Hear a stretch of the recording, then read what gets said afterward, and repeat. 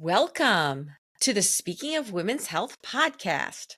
I'm your host, Dr. Holly Thacker, the Executive Director of Speaking of Women's Health, and I am back in this nice, warm sunflower house for a new episode of Speaking of Women's Health. And in this episode, I'm talking about healthy aging.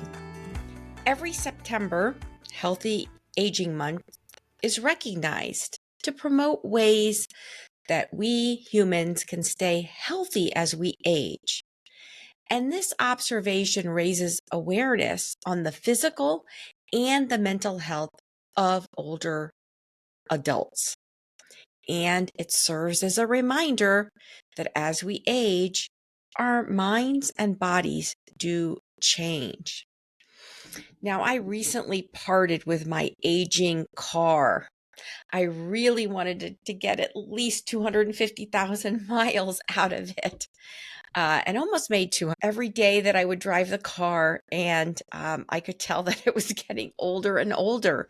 It was really a reminder that our bodies are physical. We certainly have an emotional and spiritual connection, but we do age with each successive day. And sometimes when I'm counseling patients about considering a procedure, that's somewhat elective, but not entirely elective, I always make the comment, today you're as young as you're ever going to be. But the good news is life expectancy is generally increasing. And one of the faster growing segments of the population is the 85 and older group. And I'm happy to have some wonderful relatives in this category. But despite advances in healthcare, our senior mature group can have some chronic conditions, incurable progressive diseases, and need for assistance with the activity of daily living.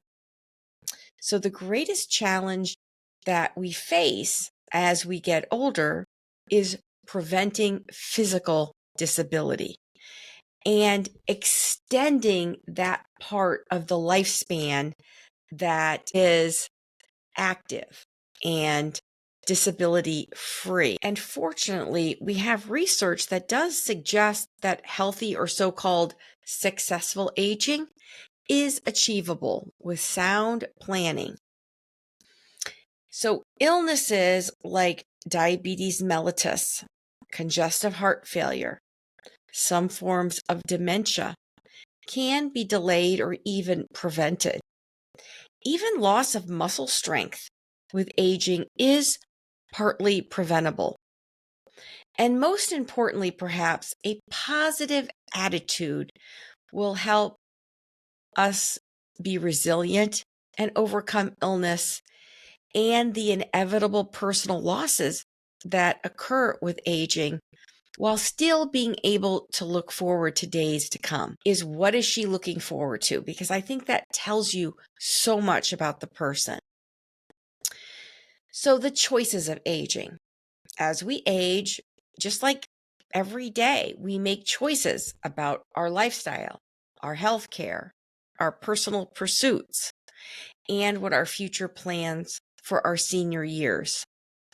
A few steps to successful aging will help guide you to being active and vibrant in your golden years, which certainly personifies our motto of be strong, be healthy, and be in charge. So what are the successful steps to successful aging?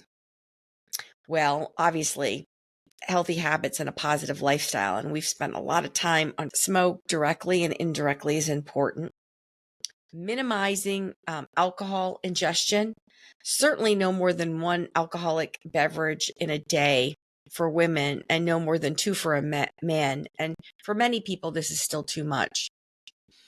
Exercise regularly using the triad of weight bearing, aerobic, and balance. Once you're 60 and certainly over 80, over the age of 80 is the risk of falls become a lot more common, and they can be devastating. I've certainly had loved ones in my family perish because of a fall that leads to head trauma. So maintaining a comfortable weight is very important too for mobility. And if you haven't listened to our prior podcast on weight loss and intermittent fasting and new therapies, that's always a perennial concern, especially for midlife women. Getting regular checkups. It amazes me. I have several patients over age 50 that don't plan for yearly eye exams or dental checks. And your special senses, you also age. It's not just your bones and your joints. Maintaining intellectual stimulation and socialization. Anyone who's planning to retire, I always ask them, what's their plan? And some people have been working so hard their whole life, they haven't even thought or had time to think about what they're going to do. And we've had a couple of podcasts in season 1 and season 2, which the season we're in right now is season 2, on preparing for a great retirement. Pursuing hobbies and interest with a passion. Doing things that are social. Dancing is an excellent activity. It's social. It's good for balance. It's good for brain health. I have pretty close to a perfect spouse. I don't know if he's listening. He says he doesn't always listen because he has to hear me all day long. But the one thing he does not like is dancing. And I've always thought that that's just a wonderful thing to do when you have more time. Anyone at any age can strengthen family and community relations and serve as a guidepost and help with your wisdom resolve some of the typical intergenerational conflicts. And learning new skills, volunteering, whether you're in paid activity or not, it's so important to use your mind and your body. Be wise about financial planning. 2 of my sons are bankers and in the finance world, and I've had my older son, Stetson, the PhD in cancer genetics, on this podcast. And we talked all things genetics, and we talked a little bit about physical therapy. I probably should have one of my sons on to talk about financial planning, although I'm sure that there's probably their employer probably strictly regulates, of course, what they say. But it is important to have a good financial advisor and to plan well in advance for retirement. I mean, with inflation and with medical costs sometimes increasing and other unexpected costs, it's easier and less stressful if this is taken care of. And speaking of my older son, Stetson, I think I may have him on another podcast to talk about some of the newest research in anti-aging and some of these hacks. Do they really work? Are they just a lot of puff? But the anti-aging field is quite interesting and very important. Obviously, continuing to carefully manage investments and assets. Also assuring that you have the appropriate type of insurance coverage, which changes as you get older. When you're younger and starting out and have a family, obviously life insurance is very important. But once you're close to the retirement age or beyond, there's not a need for that, whereas there is a need for some steady income. And figuring out what your future living arrangements are. The neighborhood that I've spent most of my adult years in, and many of the people who built new homes at the same time we did, are getting older. And I see a lot of people opting for smaller homes and for just one floor living, particularly if there's any orthopedic impediments. And what's important to everyone at every stage in life, whether you're a younger person who has some potential physical impairments, or an older person who's just dealing with the regular vicissitudes of aging, is to maintain dignity and the best health that you can. Having a physician as a partner who is knowledgeable in the care of older adults is important. Now, some of my patients want to go see a geriatrician, and I laugh because I'm like, well, you're way too young and too healthy. But certainly seeking out the expertise of a consultant geriatric physician, particularly for people over age 85, persons with some memory impairment and some frailty or falls, that can be very helpful. The one thing I find is that patients who are very responsible and who have done their regular checkups and all their cancer screenings on time, they are so focused in doing that every year, like maybe getting their mammogram every year. And based on your age and your current situation and your medical profile and what screening, you get to graduate from some things, because when you're a lot younger, we're trying to prevent premature death. Once you have aged successfully to a nice mature age, where hopefully you're getting some good senior discounts, like on social activities and your green fees, we want to focus more on maintaining independence, staying out of a nursing home, reducing osteoporotic falls. And osteoporosis is such a big concern for women, and so many people don't think of themselves as being at risk, even though they're women over 50, even with a family history, because they just think of that as something that only older people get. And regardless of your age, most people's impression of themselves is a younger person. And someday, if you're lucky, you'll be like that age of that older relative that you might have dismissed as just being old. So go back and listen to some of our podcasts. May is Osteoporosis Month. We had a lot on calcium and on drug therapies and prevention. And in addition to having an excellent physician, and increasingly I am seeing patients who want that time and advocacy seek out a non-employed physician, meaning one in direct primary care or concierge care. I mean, that's definitely a growing trend that we're seeing. And some of my graduated fellows, even though I wanted them to stay on and be my partners, found other opportunities that afforded them more time with patients. I told my husband if I predecease him, he's going to have to do that, because I am doing a lot of the facilitating of his care that he thinks is, excellent and that he's happy with. Also, you want to pick a healthcare system that facilitates appointments and care for elders. Certainly at the Cleveland Clinic, we have a robust internal medicine, primary care, family medicine, and geriatric services, as well as wellness and prevention and integrative medicine and functional medicine. So there's lots of choices. But not everyone has a world-class health facility in their backyard. And we have listeners from over 80 different countries. And some folks reside in rural areas where they may have excellent jack-of-all-trades physicians who can do a lot of care, but aren't necessarily able to deliver the most cutting-edge therapies. And so to know where your backup care is going to be, especially if you're going to be transferred, or knowing where in advance that you want to go. And the same thing is when you travel overseas or to other states, and knowing what your insurance plan covers and doesn't cover. And for people going to very remote areas and African safaris, if something happens and you have an acute diverticular attack or acute appendicitis or gout, or, God forbid, other medical emergencies, hemorrhage, heart attack, stroke, you've got to really have plans in place on how you're going to get expert care. Now, expressing your advance directives in writing is something everyone should do, not just seniors. I mean, at age 18, I encourage all legal adults to have a medical power of attorney and healthcare advance directives.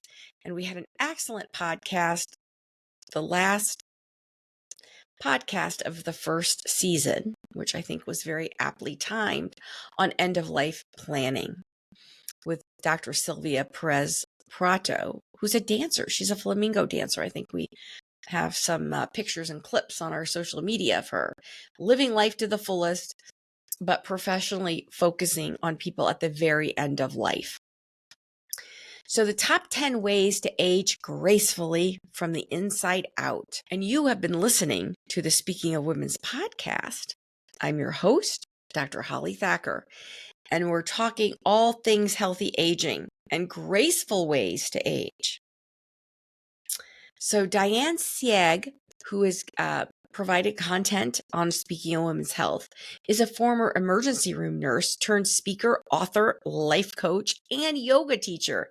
Oh my, we have some great information on yoga on our speakingofwomenshealth.com site. So if you don't have that bookmarked, please be sure to bookmark it. And her guest column, I thought would be great to share for this episode.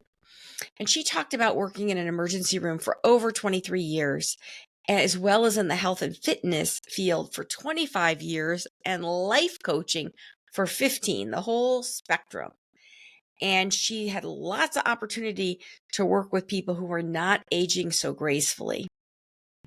So at the time she wrote this article, and I'm sure the number is higher, she said at least 60,000 boomers turn 60 every day. And of course, the people now turning 60 are getting to be Gen Xers, right? A lot of my siblings are in that category.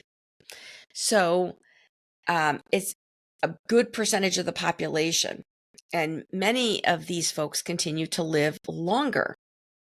So you want to be stronger as well in mind and spirit. So here were her top 10 tips. Number 1, move. Nothing new about exercising to maintain healthy weight. Also, it elevates your mood. And some studies show it's as effective as antidepressant therapy. It improves your well-being and your energy level. I mean, that's what gets me back to the gym regularly, is keeping a high energy level up.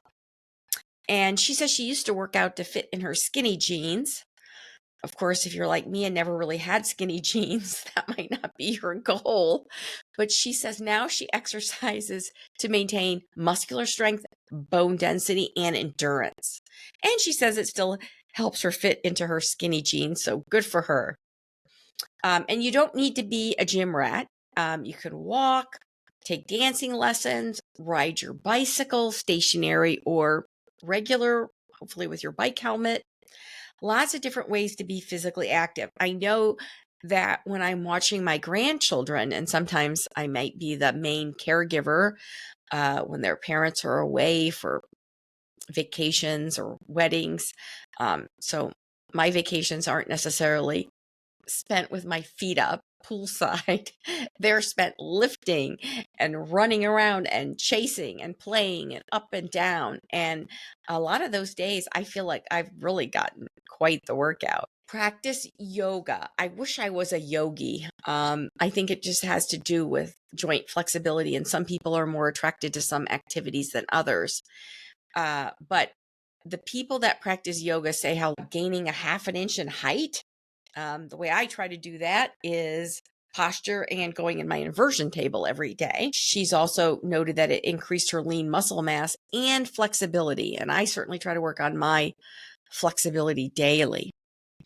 But she also lives the yoga lifestyle with meditation and deep breathing. And really, any of us can do meditation and deep breathing, significant orthopedic impairments. And her yoga poses in her 30 days to grace practice, she feels more grounded and focused and centered. And I think to start out your day with some meditation or spiritual prayer or just intense focus helps you start your day out better. Number 3, eat anti-inflammatory foods. So many illnesses, autoimmune, fibromyalgia, arthritis, depression, hardening of the arteries can be directly linked to the diet. So anti-inflammatory diet is free of processed foods and sugars and seed oils and made up more of whole foods. Sleep. We are a chronically under-rested culture. So many of her clients say that they can just get by on 5 or 6 hours. And gosh, for several years, especially raising 3 young children, building the Center for Specialized Women's Health, running the nonprofit, speaking of women's health. Oh, and running my specialized women's health fellowship. Oh, and getting my children to all their different sports practices and travel leagues and school responsibilities. My husband and I never really usually manage much more than 5 or 6 hours, and that's really not good. To thrive from the inside out, most people, I mean, there are exceptions, and as you get older, you may need less sleep. Need about 8 hours to 9 hours, and you feel better and you look better because it's beauty sleep. And you are just generally more graceful after a good night's sleep. Number 5, connection. As we age, connection is more important than ever. And the older you get, I think the more important it is to establish relationships with different generations. If you're someone who was only friends with your own age and people older than you who are mentors and gave you advice, that's wonderful and you want to maintain those.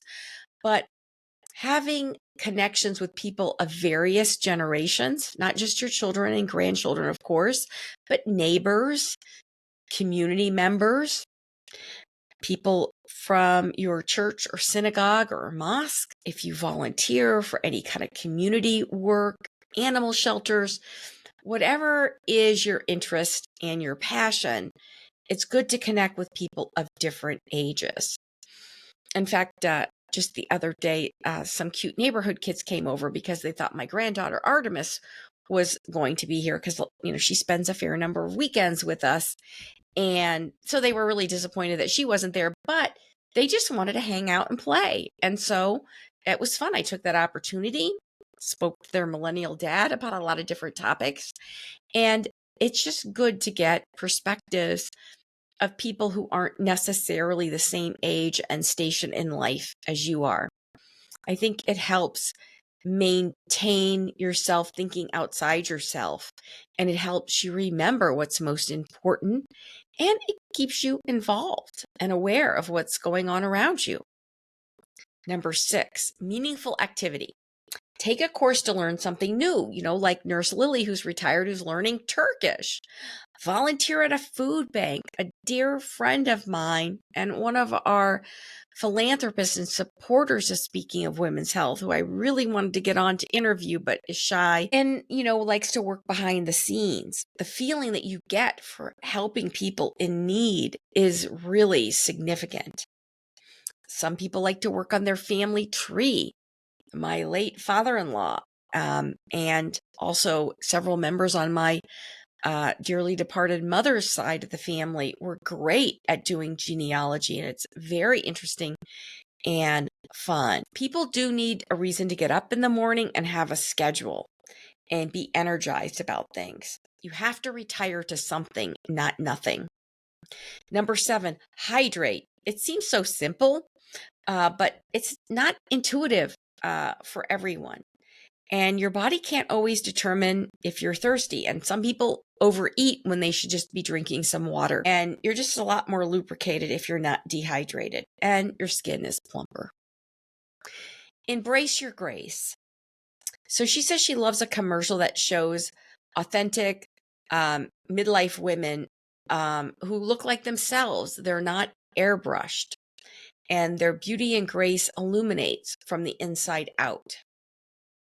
So trying to look excessively young or look so hip is not always a good look. Protecting your skin, though, from excessive solar damage with hats or appropriate mineral-based sunscreens can be helpful. Getting regular dental care, taking care of your choppers. A lot of people don't like to get colon cancer screening or colonoscopy, but we're seeing such an increased rate of that. And even as you get older, if you have had a family history or increased risk or prior polyps, many of which are precancerous, even though a lot of people don't realize it because their doctor says, oh, it's just benign polyps. Yeah, it's benign, meaning you didn't have cancer and the polyps removed, but many of those polyps are what we call precancerous. So there's still a concern. And if you didn't listen to our March podcast on colon cancer awareness, that's a good one to listen to. And some people really like to use technology to monitor their biorhythms, their sleep, their activity levels. There's some that could even track if you're going into atrial fibrillation, which is a not uncommon problem in people over age 65, especially women. Number 10, plan. It seemed like in your 20s or 30s or 40s, you had so much time to get to future things. And many people can't wait to settle down or plan for the future, but it's never a better time than right now to plan for your future. And some people like to do it at the end of the year, beginning of the new year. Some people are very organized and make a plan every week, small plans, medium plans, long range plans. But financially planning in advance, you can never really do soon enough. And deciding if you need to downsize your living space, sometimes having less to do to take care of a property can offer a sense of calm and intention for moving forward. Now we're going to move on to talking about nutrition in your golden senior years. Eating the right foods is always up there to help you feel energized, and sometimes you do need specific supplements.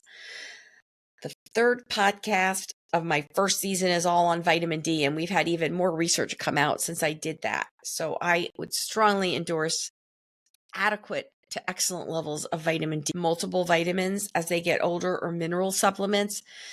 Because with age, some people don't have as robust an appetite. Some people can have diminished taste and smell, which can affect their food intake. Sometimes nutrient absorption is not as optimal. And for people that have had any kind of surgeries on their stomach or their ileum, they very well may need more B12. And I pretty much every 5 years in people over age 60 to 65, or people on medications like metformin, glucophage, the PPIs, the proton pump inhibitors that block acid. People ask, well, what vitamins and minerals should I take? So many people who don't need to take them are taking them. Always bring in your supplements when you see your physician. And if your physician or nurse practitioner is not interested in seeing what you're actually ingesting, then it might be time to find someone else to see. You generally don't want mega doses. And we usually say to avoid those that have all these extra herbs and enzymes and things that, we don't even necessarily know what's in them, because they may increase the cost and not necessarily have any additional benefit. Now, I did a whole podcast on joint supplements. So if you're specifically suffering from joint pain, that would be a good one to go listen to. We've done popular podcast on superfoods, and I have several other podcasts in the works that talk about different substances, things like in celery that do some amazing things. And too much antioxidant vitamins can actually be pro-oxidative. So more is not better. But an adequate amount of vitamin C and E and A help neutralize free radicals. And that's important. There's a lot of foods that are really rich in antioxidants. I'm thinking of green tea, and I've done columns on teas and what some of the health benefits there are, as well as a column on herbs and spices. And it's fascinating, the substances in these herbs that are anti-cancer, anti-cardiovascular disease. Some of them are actually emotionally calming, like cilantro, which I don't have to just only wait for Cinco de Mayo on May 5th. That's my niece's birthday. She was born on 5, so she's 19 now. And so I enjoy cilantro all year round. A common question that patients ask is, well, should I take antioxidant supplements? And there's a lot of debate about it and some uncertainty. And loading up on too much is not only expensive and causes expensive urine, but can be harmful. I think to get vitamin C in your diet with citrus and berry and melons and red peppers and potatoes and tomatoes and dark leafy greens. Certainly supplementing vitamin C during periods of sepsis, stress, infection has been shown to be very beneficial. Vitamin E is in nuts and seeds and peanut butter and olive oil and wheat germ. I do sometimes specifically recommend vitamin E as an oral, for people who've had any kind of clotting disorder, because doses of 600 to 800 international units does thin the blood. Now, this podcast, of course, as you know, is not medical advice. You need to see your own healthcare clinician, but I'm speaking in generalities. Now, beta carotene, there's a large study that showed taking beta carotene supplements was actually associated with a higher rate of lung cancer, interestingly. So I do not recommend beta carotene supplements, but I do recommend those orange and yellow and colorful fruits and vegetables like sweet potatoes and carrots. Oh, I have this great recipe where I boil carrots and then I smash them down so they're soft. And then I put some Parmesan cheese on top and put it in the oven and cut it. And I call it a bunny pizza because the carrots are the crust and we have some Parmesan on the top. And it's really fun and you can slice it like a pizza. And we have so many fun recipes on our website. And cheese has been unfortunately vilified, just like eggs have. Eggs are excellent nutritional foods, high in protein, choline, and cheese is very rich in calcium and protein and minerals. So other beta carotene rich foods are cantaloupe. That was my mother's favorite fruit. Red and green peppers, apricots, which dried apricot has a lot of iron in it. Tomatoes. Are all brown breads whole grain? No, only the ones that are labeled whole wheat. And we usually like generally breads that don't have a bunch of additives in them and seed oils, and usually things made with whole grain. Should I take a fiber to promote regularity? Certainly the gut slows down with age, and in women, especially if they've had babies and C-sections, I see a lot more sluggish bowels. We usually like fluid and fiber and adequate magnesium. What about soy? Well, there are isoflavones in soy. I don't recommend soy pills or powders. I do recommend potentially eating soy-based foods if you like soybeans instead of peanuts, or a soy burger occasionally instead of a red meat hamburger. But especially for people if they notice it lowers their cholesterol. Which fluids are best? Generally speaking, plain water, followed by black coffee and green tea. Milk is an excellent choice as well. And there's non-milk kind of products like almond milk, coconut milk, cashew milk. But having enough water to quench your thirst is important. I really think that in general, sugary drinks, artificial sweetener drinks should be very much minimized. As well as, of course, alcohol. If you like drinking soda and you're trying to get off that soda addiction, I think buying the carbonated waters that have different flavors without calories is an excellent option. Now, unfortunately, my daughter-in-law, Laura, the nurse practitioner, is not very happy and doesn't want me addicting her second daughter, Beatrice, on carbonated bubbly flavored waters, because Artemis loves it. Oh my goodness, she loves the color blue, and the little blueberry flavored one she started to sip out of when she was little and loved the tingles. And so of course it's a lot more expensive than just plain water, but for a special treat or to make something a little bit bubbly, it's a nice treat. So thank you so much for joining me for another episode of Speaking of Women's Health. We're really grateful for your support. So please consider sharing these podcasts with your friends. Give us a 5-star rating. And if you're so inclined, you can give us a donation to the nonprofit on speakingofwomenshealth.com.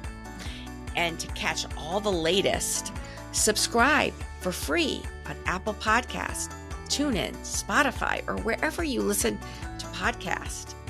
And if you've got a question, go on our website and on the Contact Us portion, send it to us. And I will look forward to seeing you again in the Sunflower House.